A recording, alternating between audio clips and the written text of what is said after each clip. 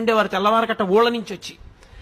రాత్రి 10 వరకు ఆయన పేషెంట్స్ని చూసి ఇంటికి వచ్చి అమ్మ మంచం మీద కూర్చుని అమ్మ చెయ్యి ఇలా పట్టుకుని, ఏమ్మా ఇవాళ నీ కోడలు బొబ్బట్లో నేను తినవా?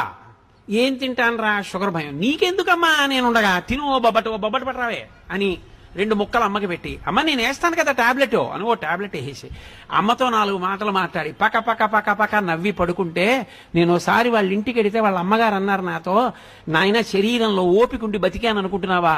నా కొడుకు రాత్రి ప్రతిరోజు వచ్చి కూర్చుని అమ్మ అమ్మ అంటూ మాట్లాడిన మాటలకు బతుకుతున్నానయ్యా అన్నారు ఆవిడ.